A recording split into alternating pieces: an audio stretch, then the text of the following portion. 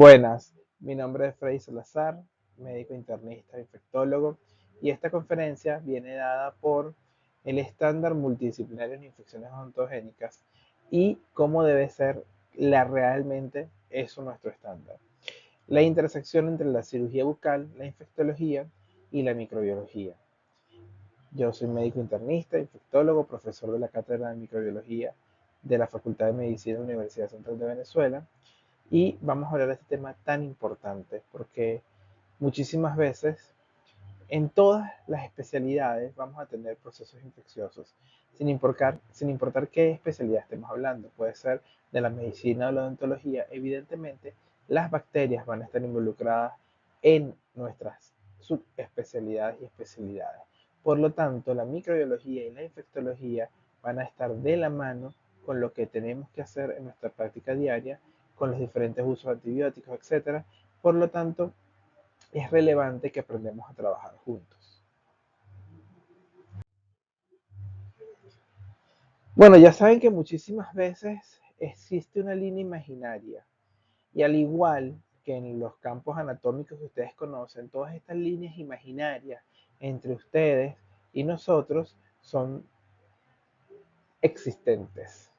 Si bien no hay una barrera física que nos separe, esa línea no permite que usualmente lo que nosotros hacemos en infectología y microbiología desde los hospitales y lo que hacen ustedes desde su magia en los quirófanos y en las unidades clínicas de atención odontológica tengan una preponderancia o una relevancia. Entonces, evidentemente esa línea imaginaria que está en el medio, que muchísimas veces también ven en los segmentos anatómicos de todas partes, aquí la tenemos que romper y básicamente les voy a hablar de algunas condiciones puntuales en las cuales esta línea imaginaria se rompe y al romperla podemos lograr una mejora para el paciente, una mejor atención a nivel de la atención odontológica en cirugía bucal y además menos complicaciones como las que hemos explicado en las clases anteriores de resistencia, en las cuales existen complicaciones asociadas al uso inadecuado de antibióticos, inclusive el uso adecuado de antibióticos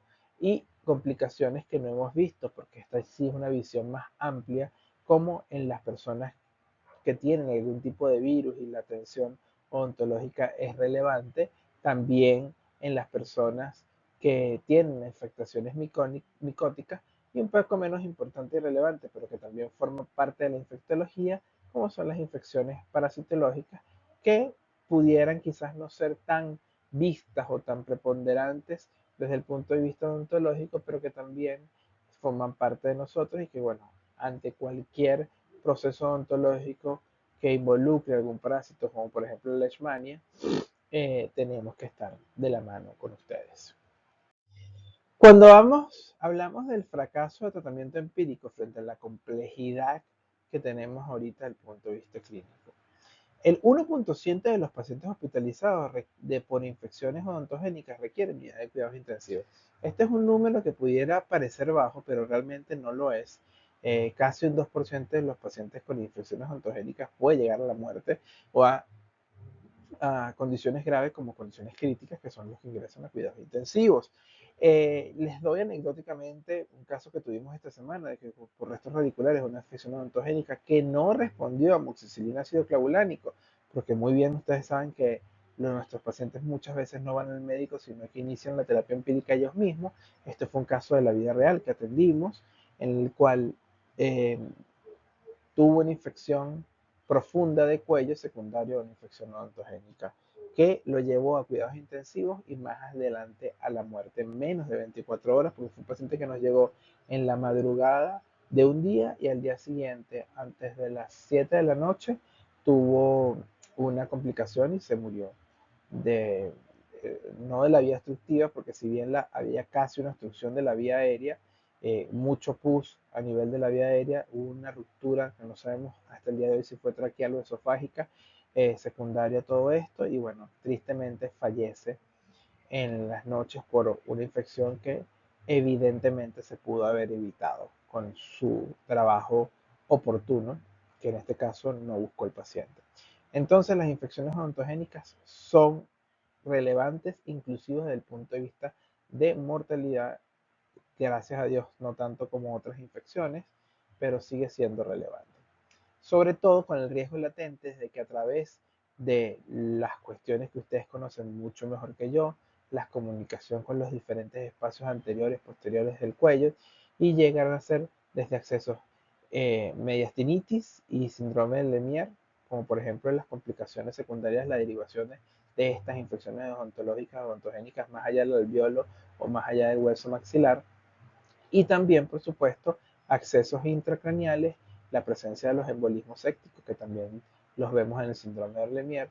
En conclusión, diferentes tipos de patologías infecciosas graves o severas se pueden venir a través del fracaso terapéutico desde el punto de vista odontológico. Entonces, lo que ustedes hacen con lo que nosotros terminamos haciendo posterior es una comunicación importante. En el caso clínico que les dije anteriormente, lo vemos porque yo trabajé en conjunto con el equipo de bucomaxilofacial del Hospital Militar para lo que vendría siendo esa cirugía de control de daño.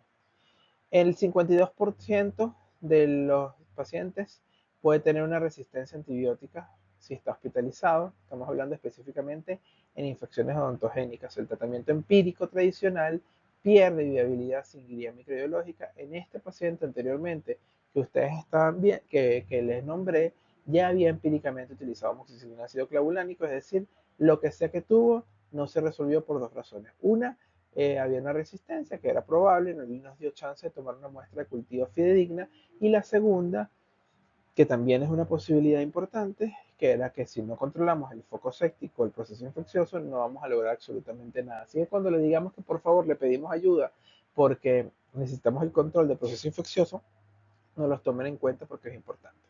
Recuerden, de cada 4 bacterias, la proporción de 4 a 1 son anaerobias versus las aerobias en las infecciones que vienen de cavidad bucal. Es un predominio importante de las bacterias anaerobias sobre las aerobias. Por lo tanto, siempre tenemos que hacer un rescate o buscar el rescate de las bacterias anaerobias. Porque cuando nos llega un cultivo negativo de una infección donde sacamos pus en borbotones, muy probablemente sea secundario a que no se tomó la muestra adecuadamente. Y una de las cosas que tenemos que entender en odontología es que hay que tomar muestras adecuadas para lograr los resultados microbiológicos que queremos, obtener un antibiograma adecuado y poder rotar la antibiótico-terapia de la mejor manera. Y ya hablamos anteriormente sobre la resistencia y cómo está incrementando la resistencia en algunos de los ritos. La cirugía bucal, tenemos una cirugía de control de foco, que es importantísimo, porque es lo que les dije. Cuando hablamos de infecciones complejas, como las que estamos iniciando ahorita, como la mediastinitis, etcétera, si bien nosotros vamos a utilizar desde nuestro lado en la infectología el manejo sistémico, pensamos en la resistencia local, no la sabemos, la buscamos, la investigamos, utilizamos el antibiótico más óptimo, que se recuerdan que les dije que el antibiótico más óptimo muchas veces son los mejores antibióticos para esta clase de cosas, pero muchísimas veces son también los que son menos resistentes y los que son más óptimos. Y la evaluación de la inmunosupresión o los daños del paciente. Si es un paciente renal, no solamente voy a usar el mejor antibiótico, sino el que le haga menos daño. Y ese manejo lo sabemos hacer muy bien desde la infectología. Ustedes desde la cirugía bucal tienen que buscar el control del foco, porque yo puedo usar los mejores antibióticos, yo puedo usar las mejores moléculas disponibles y que sean sensibles, pero si no hay drenaje, si no hay debridamiento, si yo no elimino ese foco, que en este caso es odontogénico, el antibiótico va a ser insuficiente. Y la microbiología clínica, identificación dirigida, por supuesto, que tomemos un buen cultivo cuando drenemos ese foco para hacerle la vida más fácil a nosotros y que podamos escoger los mejores antibióticos basados en todos esos esquemas que les nombré anteriormente. Entonces, aquí vamos a hablar de varias cosas, pero entre los conceptos es las infecciones agudas complejas, que ya vamos a decirles el foco en algunas cosas como la sinusitis odontogénica, y qué debemos hacer en esos casos. Como ejemplo, al pacientes de alto riesgo como los VIH, como pacientes con hepatitis, o que vayan algún tipo de cirugía cardíaca, también podemos trabajar en conjunto y vamos a ver algunos ejemplos de esto. Y por supuesto, algo que quiero que se lleven, que son las protocolizaciones. El programa de optimización de antibióticos, que es fundamental y que es relevante para que podamos hacer un buen trabajo entre nosotros. Los antibióticos que ustedes usan de rutina, no lo sabemos, amoxicilina, ácido clavulánico y clindamicina, dentro de las actualizaciones de los protocolos, siguen siendo lo más importante.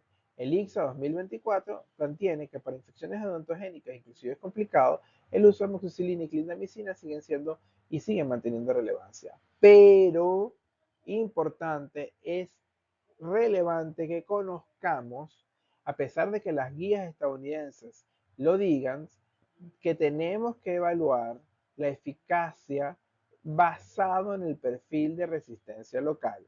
Es decir, en el hospital militar que tenemos un problema grave con una bacteria que es Burkholderia, no podemos pensar igual desde el punto de vista de resistencia que en el hospital universitario, que hasta hace poco tuvieron complicaciones por la Serratia marcense, que es un tipo de enterobacteriales que en ellos tuvieron algún tipo de brote. Entonces, el nivel de resistencia local de cada uno de nuestros centros es absolutamente importante conocerlo, porque muy bien que a la mayoría le funcione la amoxicilina, pero si hay resistencia, como les que mostré que ya en algunos países es altamente relevante, entonces no va a funcionar y por eso también tenemos que tomarlo en cuenta. Otra cosa que tenemos que si se llevan esto es saber la toma de muestra para cada una de las cosas. Lo más importante es evitar el uso de hisopos y evitar el uso de culturetes. Ya se los voy a poner un poco más grande para que lo entiendan, pero recordemos que la gran mayoría de, de las bacterias son anaerobias. Por lo tanto, si ustedes utilizan un culturete para hacerlo, no hacen absolutamente nada. En estos días, y a modo anecdótico, pero me parece importante que lo entiendan, mi pareja que está estudiando odontología le vio pus porque hizo una continuación a paladar de una complicación endodóntica y cuando él dijo vamos a tomar cultivo le dijeron que no porque no tenían el culturete y sin culturete no podían tomar cultivo. Y era una cantidad importante de muestra, por lo tanto es absolutamente relevante que tengamos en cuenta que el uso de la punción por jeringa es mucho más relevante y además me permite realizar una atención temprana de gran que es relevante porque si yo veo que esto está cundido de bacterias en el gran, pero luego no me crecen, ¿qué pasó allí? Muy probablemente eran bacterias anaerobias que murieron porque no las cultivamos adecuadamente. ¿Y cómo podemos hacer para optimizar ese rescate de esas bacterias? Bueno, llamar al laboratorio y tener a mano un caldo de tioglicolato, como el que vemos allí. El medio tioglicolato, que es un caldo normal y típico, o un frasquito de hemocultivo normal y corriente, nos permite a través de la jeringa, que es el método que está recomendado y es el estándar de oro, que ustedes drenen. En Venezuela no tenemos esas tapitas rojas bellísimas que permiten que a nosotros en el laboratorio nos hagamos la vida más fácil, pero existen en otros países y no los aceptan con aguja. Aquí en Venezuela los aceptamos con aguja porque ya no tenemos esas jeringas tan bonitas, ¿ok? Entonces, es la máxima sensibilidad, evita la contaminación y es una técnica estéril que permite, porque cuando ustedes hacen un hisopado en una cavidad bucal que está repleta de bacterias, es una técnica que es mucho menos estéril para esto y por lo tanto entendamos que si ustedes nos envían una jeringa y mucho mejor en medio de teolicolato, ya vamos a saber que nuestro trabajo desde el punto de vista microbiológico está hecho y que hemos logrado que por lo menos una de las grandes lecciones se aprendan de manera correcta, que es que una toma de muestra adecuada y es relevante. ¿En qué tenemos que ver los infectólogos? Porque bueno, estoy hablando mucho como microbiólogo, pero realmente el papel relevante aquí es la aparición de la infectología, que si ustedes no conocen, no saben cuál es la muestra ideal, nosotros nos las estudiamos y nos los aprendemos porque nos encanta. Entonces, un mensaje, porque esto es interacción, o sea, un mensaje puede salvar plenamente la posibilidad de que esta dirección directa entre ustedes y nosotros se dé de manera importante. Así que, por favor, evitar usar torundas y culturetes no son necesarios, una técnica que está obsoleta. Ojo, los medios de cultivo de transporte son importantes en algunas ocasiones, como veremos más adelante, pero si es suficiente la muestra, siempre la aspiración va a ser el método ideal en todo, pero en este caso específicamente en la cirugía bucal. Esto es una cosa horrorosa que gracias a Dios quizás no sea tan frecuente para nosotros, pero quizás para ustedes sí, en las cuales la aparición en el seno de una sinusitis de origen dental, como vemos en esa imagen tomográfica tan claramente, y cómo termina complicando con una infección con anaerobios que muchísimas veces ustedes no son los que la resuelven, sino otorrino, pero como estamos hablando de de un abordaje interseccional, es relevante que hablemos de esto. Entonces, así sea otorrino, que sea el encargado del manejo del drenaje sinusal y las complicaciones de la mucosa adyacente, es relevante el papel de ustedes porque si no quitamos el foco de origen, no vamos a lograr absolutamente nada en esto. Entonces, si bien es una cirugía que quizás la complicación que va más allá sea una cirugía de relevancia de otorrinolaringología, la participación de cirugía bucal es relevante. Y eso lo veíamos en el paciente de bucomáxilo, que quizás era un paciente que iba más hacia cuello, y en esa intervención tuvimos que discutir infectología en el paciente odontogénico que les hablé al inicio. Participó odontología, o sea, cirugía bucomaxilofacial, participó otorrino, que nos hizo la fibro, participó cirugía, específicamente cirugía de cuello, y participó infectología y medicina interna. Y luego se incorporó al llegar a terapia intensiva, medicina crítica y terapia intensiva. Es decir, 6 especialidades al borde de un paciente que necesitaba apoyo y que terminó falleciendo. ¿Por qué? Porque los abordajes quirúrgicos en estos pacientes son complejos e involucran más de un foco, pero uno de ellos tiene que ser infectología, requeridos para las infecciones persistentes, para patógenos resistentes, y en este caso era un paciente obeso, que recordemos que la obesidad también es un tipo de inmunosupresión que es relevante. Entonces, es fundamental que tengamos en cuenta todas las derivaciones desde el punto de vista buco para poder tener eh, este manejo óptimo. Y yo creo que el eje de la sinusitis odontogénica es un perfecto ejemplo de cómo las especialidades y subespecialidades son extremadamente relevantes y que infectología es vital en este manejo de pacientes complejos desde el punto de vista infeccioso y cómo una complicación ontogénica puede llevar a todas estas cuestiones.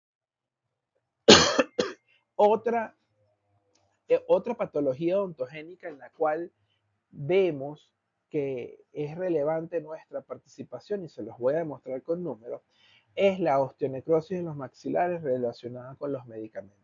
Esta patología no solamente es relevante para ustedes y para nosotros, sino que también es absolutamente relevante para otras especialidades de la medicina, como por ejemplo la oncología, porque muchísimas veces lo utilizamos en pacientes oncológicos, en los cuales necesitamos utilizar ejemplos de estos medicamentos como son los bifosfonatos.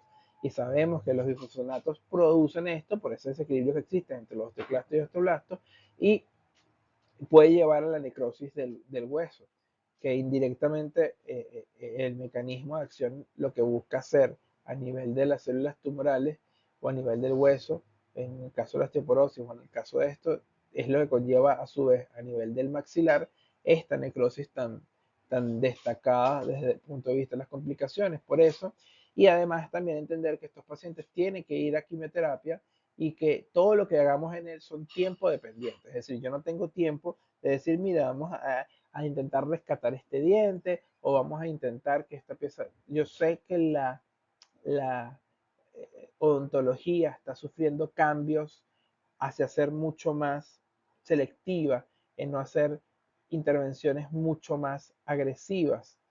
Pero en este caso, cuando son cirugías o procedimientos tiempo dependientes, en los cuales un mes, 2 meses puede cambiar de un estadio de cáncer a otros tipos de estadios, es relevante que sepamos manejar las complicaciones porque a veces no tenemos tiempo suficiente para hacer las cosas. Y en este caso, cuando ya hay complicaciones, saber cuándo llamar a un amigo para que te apoye, que es parte de lo que vamos a hacer aquí. Cuando hay consulta infectológica, esto está demostrado por la evidencia, lo sacamos y les puedo pasar el paper, aunque no les estoy colocando la bibliografía porque les voy a mandar un resumen, en el cual nos damos cuenta que en la estancia hospitalaria el manejo estándar, cuando no llamamos a infectología, es de 1.25 días. Cuando llamamos a infectología es de 2.17 días. La duración de antibiótico 26 días versus 54 días.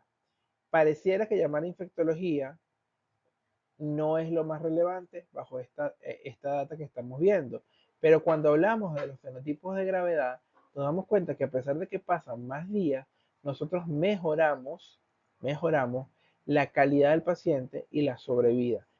Hay que utilizar las mismas medidas, hay que utilizar antibióticos, pero ayudamos a que al final lo que buscamos, que el paciente sobreviva, sea relevante. Otra cosa que tenemos que siempre estar de la mano, que son cosas que nos unen en estos puntos, es las compuertas de seguridad en el paciente comprometido. Si tenemos un perfil de paciente que ustedes van a atender, que tiene cáncer, que tiene trasplante, que va a un recuento absoluto, que tiene un recuento absoluto de neutrófilos menor a 1000 o unas plaquetas mayores a 50.000, nosotros tenemos que aprobar la cirugía si el paciente tiene alguna complicación. Muchísimas veces ustedes lo hacen con medicina interna.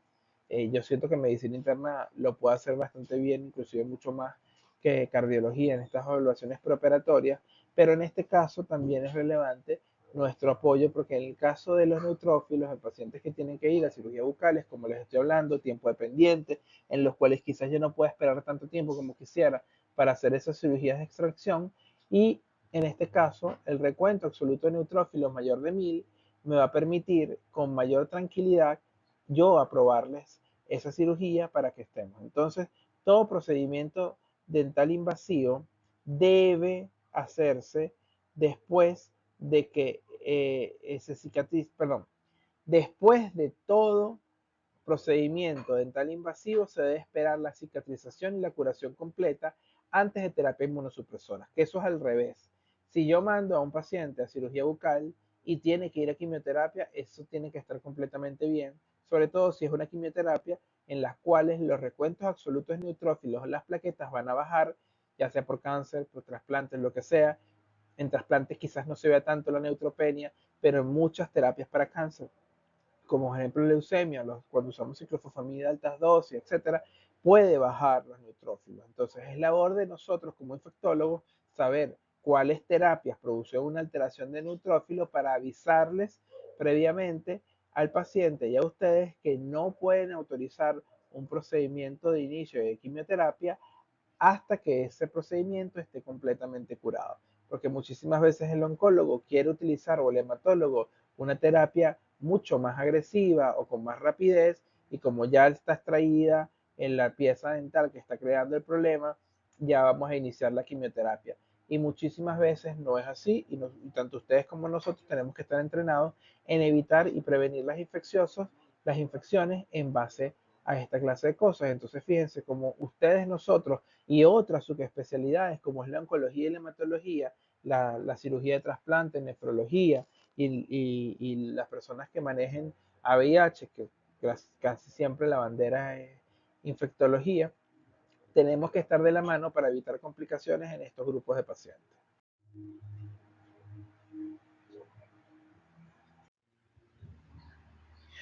Ajá.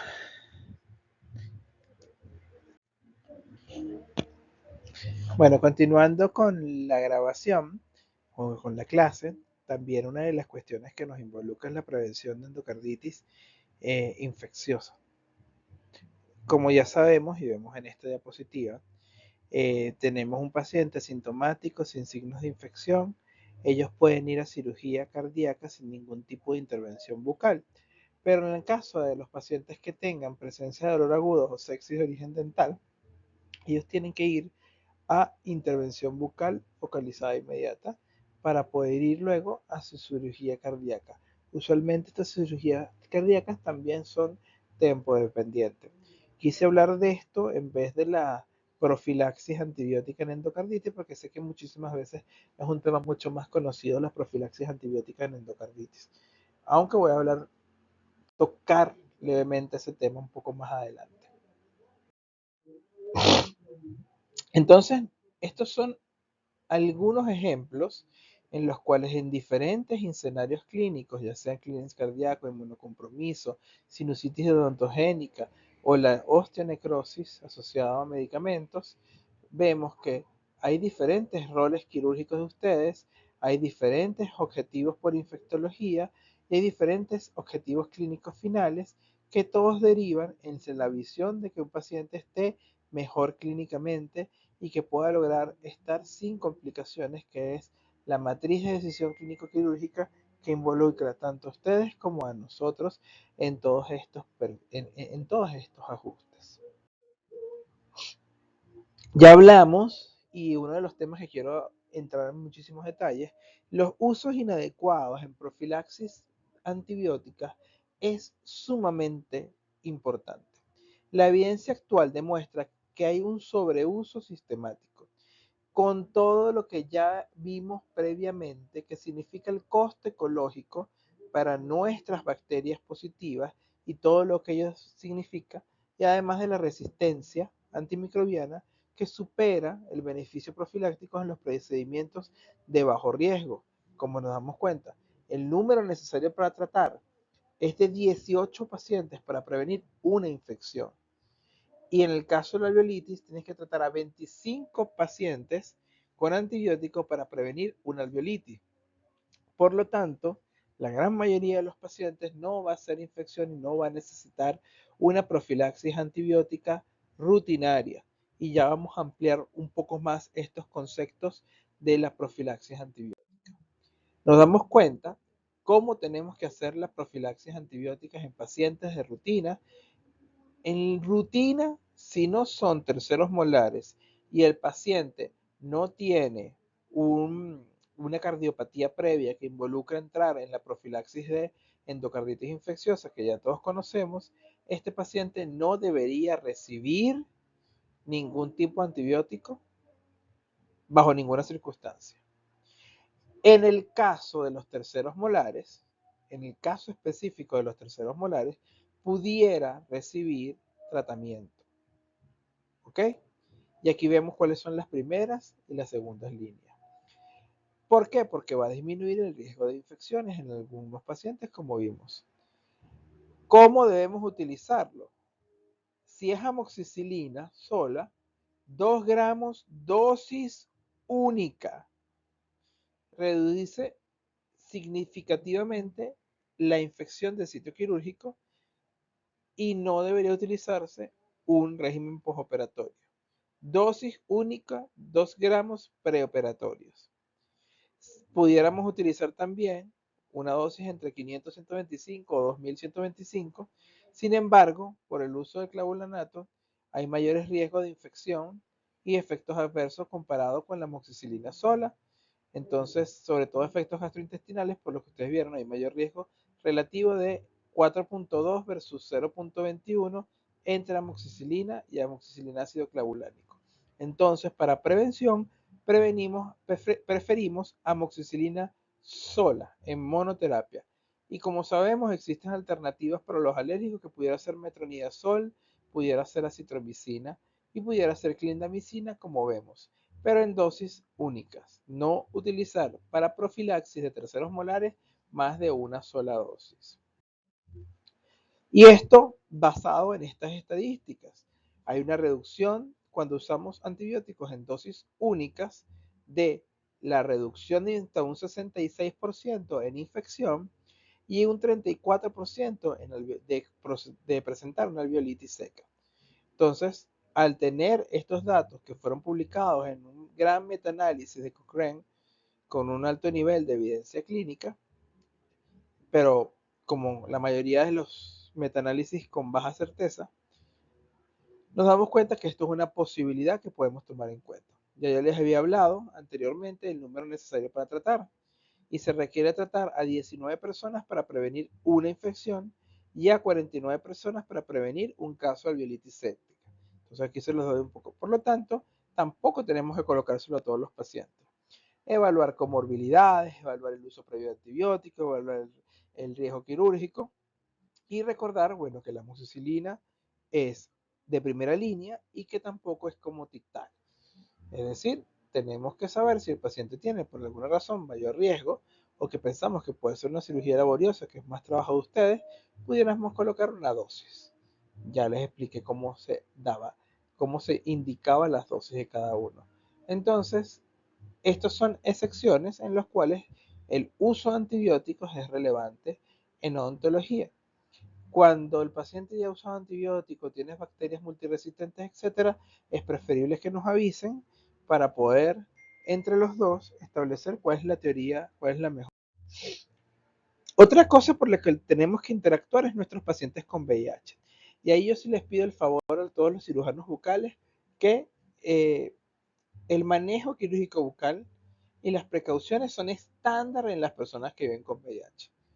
No necesitas estar forrado como si tuviera ébola. No es VIH, no es ébola, es VIH. Por lo tanto, no tienen que estar forrados con unos kits de bioseguridad especializados. Tenemos que proteger es al paciente, no a nosotros. Si tienes más de 200 CD4, ese paciente se trata como cualquier paciente que entra. No necesita ni un quirófano especial, ni dejarlo de último, ni un lavado especial, ni absolutamente nada distinto. Las personas con VIH ya han sido muy maltratados en la historia y gracias a lo que vivieron en décadas pasadas en que no teníamos tratamientos efectivos, eso conllevó a que nos quedara una idea. Por lo tanto, esas ideas hay que abolirlas de la cabeza en la actualidad porque no son necesarias. El enfoque instrumental no se recomienda ni kits diferentes, ni un equipo de bioseguridad diferente, ni nada. El uso universal de precauciones estándar es suficiente para estos pacientes. El estadio de VIH no debe ser criterio para decidir la intervención quirúrgica. Si está un paciente en estadio avanzado, pero necesita un tratamiento, se tiene que realizar. ¿Ok? Ahora, preferimos, si es una cirugía electiva, que sea después de que el infectólogo lo evalúe y tenga más de 200 CD4 y una carga viral indetectable. Insisto, si es una cirugía electiva. Si es una cirugía de emergencia o tiempo dependiente, que recuerden que esa frase es relevante, la frase de tiempo dependiente. Esto es importante recordarlo. El índice de complicaciones es exactamente igual y los resultados y el riesgo de transmisión. Por lo tanto, el índice de complicaciones es similar a la población no infectada, sobre todo cuando el infectólogo está involucrado, que en VIH siempre, casi siempre en Venezuela es así. Y el riesgo de transmisión es extremadamente bajo. Tendría que estar este paciente con una carga viral muy alta. Recientemente tuve un paciente con más de 1.000.000 de carga viral, eso es una carga viral alta. Ahí quizás puede aumentar el riesgo de transmisión. Pero bueno, existen medidas y parte de la comunicación que tenemos ustedes y nosotros es que si ustedes llegan a tener un pinchazo de una persona que vive con VIH, que fue una emergencia y que no está indetectable, nos llaman y le damos el tratamiento. Si el paciente está indetectable y tiene una carga viral reciente o tiene muchas cargas virales estando indetectable y está tomando su tratamiento, ni que usted se pinche o que usted tenga sexo con él, no le recomiendo tener sexo con los pacientes, pero es un ejemplo muy claro de que ni siquiera así va a transmitir la infección y eso ya está científicamente demostrado. Por lo tanto, el manejo en general de las personas que viven con VIH debe ser igual.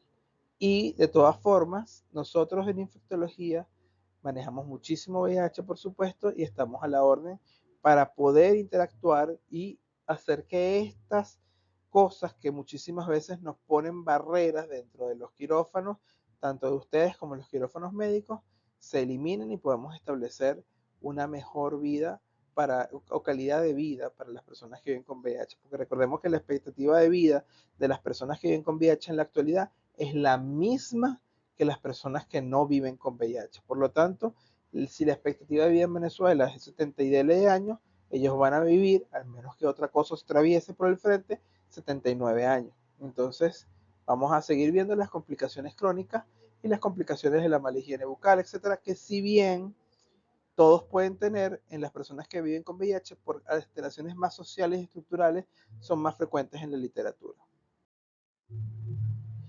Otras cosas, otro virus que le quería traer, era un virus menos pensado, en donde aquí sí es relevante, porque que ustedes lo tomen en cuenta, porque este sí está muy relacionado a las complicaciones. Es un virus que es altamente infeccioso y que sobrevive más de 7 días, se los había dicho, creo que en una clase, y si no se los dejo claro ahorita, vive más de 7 días sin necesidad, en exposición en el aire ambiente o en ambientes hospitalarios, incluyendo nuestros utensilios odontológicos o instrumentales odontológicos.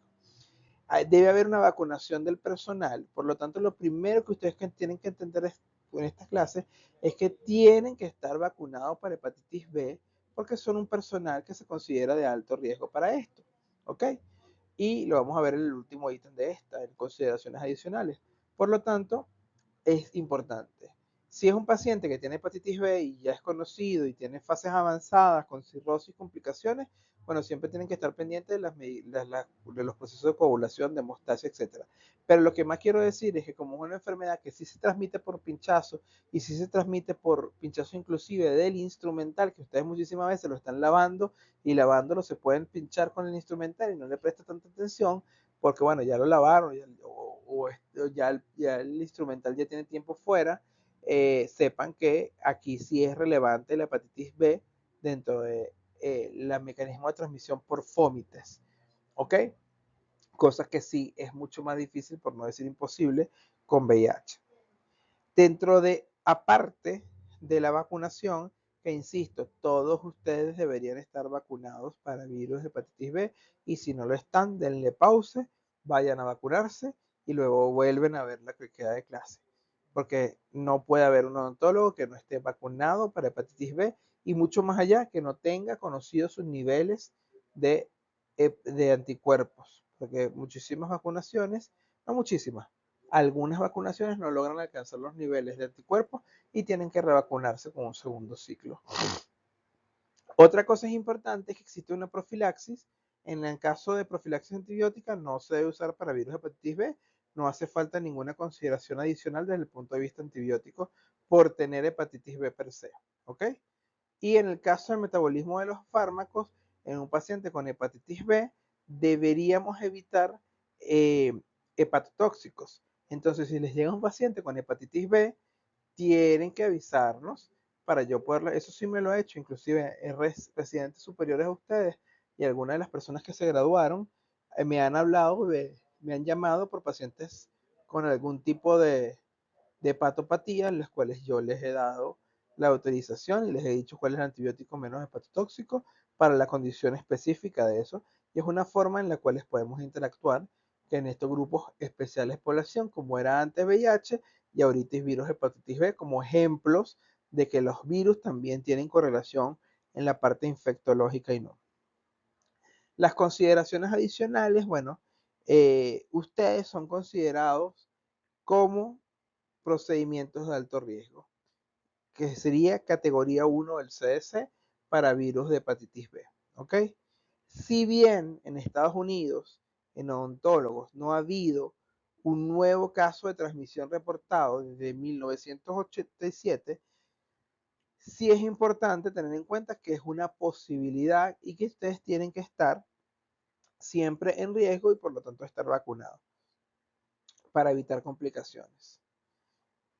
Y evitar, aquí sí se pueden vestir como un astronauta, bueno, tampoco tan así, pero bien, siempre tener mucho más cuidado. Y si el paciente está en fase aguda, ustedes eviten cualquier procedimiento odontológico hasta que pase la fase aguda, que es realmente la más infectante de todas. Al final, y lo dejé para el final, es sumamente relevante proteger nuestro ecosistema. Hay dos elementos que van a servir de protección para reducir las infecciones nosocomiales o hospitalarias, neumonía asociada a ventilación mecánica y todo eso. Uno, lo que les dije, el pilar más importante son los PROA, los programas de optimización de antibióticos, como los que se dice Stewardship Antibiotic, o programas de optimización de uso de antibióticos. Son programas institucionales, lo tenemos que escribir nosotros, no lo puede escribir más nadie, que reducen las infecciones postoperatorias y optimizan la prescripción. Es decir, a estos grupos de pacientes le vamos a dar amoxicilina. A los terceros molares los queremos tratar porque, bueno, nosotros hemos visto que se complica cuando no los tratamos, o en diferencia con otros países, bueno, entonces los tratamos con una sola dosis, no lo vamos a tratar con 10 días con el papelito de las múltiples dosis que ustedes utilizan eventualmente. Una sola dosis de antibióticos preoperatorios. Es relevante que todo esto escrito, que logremos un acuerdo, un consenso basado en la evidencia y que quede escrito en los protocolos para que ustedes puedan saber en cada paciente qué vamos a hacer. Y la higiene oral perioperatoria, que es la reducción drástica de la carga bacteriana basal previa a la intubación o cirugía mayor. Esto es la forma en que ustedes nos aportan a nosotros prevención de las complicaciones de un paciente que no está hospitalizado por odontología o por cirugía bucal, pero que es relevante desde el punto de vista clínico para prevención de infecciones y por lo tanto la especialidad de enfermedades infecciosas. Voy a apurar porque prometí que estoy a durar 45 minutos y me quedan algunas diapositivas todavía.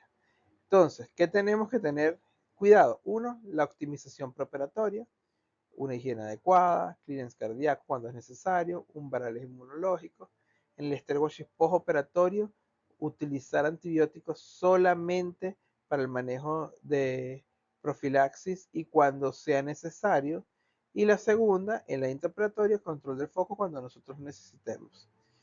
Al final, y la toma de cultivos que ya hablamos. La mezcla de lo que se hace antes, durante y después de la cirugía y esa unión que ven como ese infinito mágico que ven en la diapositiva es lo que nos va a permitir tener ese doble impacto o impacto dual de reducir las complicaciones individuales y la disminución de la resistencia y las complicaciones infecciosas en nuestros pacientes odontológicos. Así que es fundamental el manejo pre, post y preoperatorio para que podamos evitar estas complicaciones de las que estamos hablando. Al final, la selección de terapéuticos guiada por microbiología nos va a llevar a una reducción de la morbilidad y una eficacia y eficiencia y disminución de la resistencia. Por lo tanto, el manejo de la infección ontogénica severa, grave y no complicada no debería ser secuencial, sino simultáneo. Y eso va de la mano de lo que hacen ustedes y lo que hacemos nosotros, desde la escogencia del antibiótico y la toma de cultivo adecuada hasta el control de foco que hacen ustedes perfectamente. Entonces, es importante que entendamos que nuestro trabajo va de la mano. Y esa línea imaginaria de la que hablábamos inicialmente se debe borrar y debemos trabajar en conjunto los infectólogos, los odontólogos de otras especialidades, los médicos de otras especialidades y los cirujanos bucales con esa bocota enorme, gigante, que eso pareciera que fuera un gigante o un titán, pero la realidad es que es una visión medio cam de lo que vendría siendo la importancia y la relevancia del trabajo en conjunto de los que hacemos microbiología, los que hacemos infectología y los que hacen odontología y cirugía bucal para lograr ese objetivo en común, que es una mayor salud integral o general o una mayor salud específica en este grupo de personas. Ya conocen mis redes sociales y conocen mi correo, estoy completamente a la orden. Disculpe por todas las molestias ocasionadas, pero estas 2 últimas semanas han sido complicadísimos desde el punto de vista personal y familiar, además de laboral, pero eso siempre es complicado. Cualquier duda, tenemos minutos después para discutir, pero bueno, por lo menos no quería fallarles con las clases del día de hoy. Muchísimas gracias y estoy a su completa disposición para el manejo en conjunto de los pacientes con patología o la prevención de las patologías infecciosas. Muchas gracias.